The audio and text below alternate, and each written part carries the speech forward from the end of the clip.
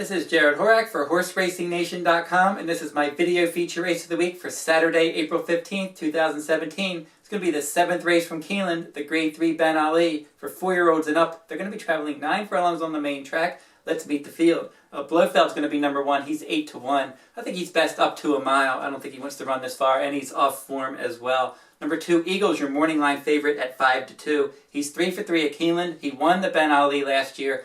But his form this year, he's just been running okay at the fairgrounds. His speed figures aren't as good as they were last year coming into this race, but you got to respect him just because he does like the track, although he's not going to offer much value. Number 3, Watershed, 7-2 morning line. He's going turf to dirt for trainer Kiaran McLaughlin. Last time out in the Mac Diarmida, he was overmatched on turf. It was too far for him probably, and he didn't really want to run on turf, so now he's back on his preferred footing.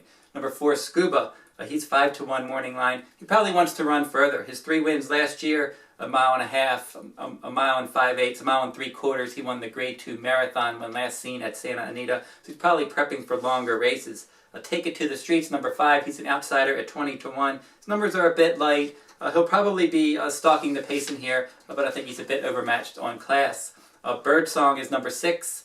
This one is 3-1. But he hasn't run further than a 1-turn mile yet, so he's going to get tested for distance in here. He should be forwardly placed, but we'll see if he can handle that 9-furlong distance. Conquest Enforcer, number 7, he's 5-1. He has 10 lifetime starts.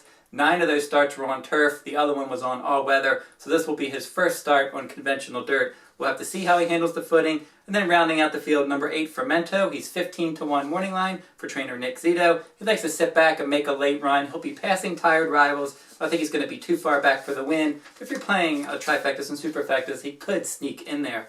I'm going to try to beat Eagle. He is your favorite. He obviously likes Keeneland. He's a defending champion, but his numbers are just a little bit lighter this year, and I think he could be ripe to be upset. And I'm hoping that number 3, Watershed, my top choice, can get the job done. He's 7-2 morning line. Paco Lopez is going to ride. I'm going to draw a line through his last start. That was on turf. On fast dirt, he's got 10 starts with 3 wins and 3/3. He's won at this distance before on fast dirt.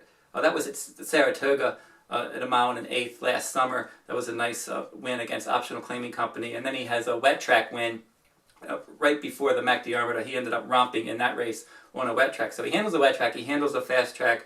I know dirt's his preferred footing. He's well bred.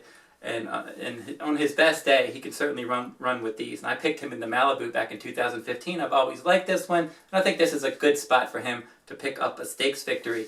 So I don't really have any other strong opinions on any other of the runners, except I know that I like Watershed, so I'm just going to make a $40 win wager on number 3, Watershed. If you're interested in my full card analysis, you can go over to winninghorsepicks.com. I sell full cards each day from Santa Anita Park, plus bonus races from around the country on each of my full cards. That's winninghorsepicks.com. If you're interested in my free selections, go over to HorseRacingNation.com, click on the Plays of the Day section.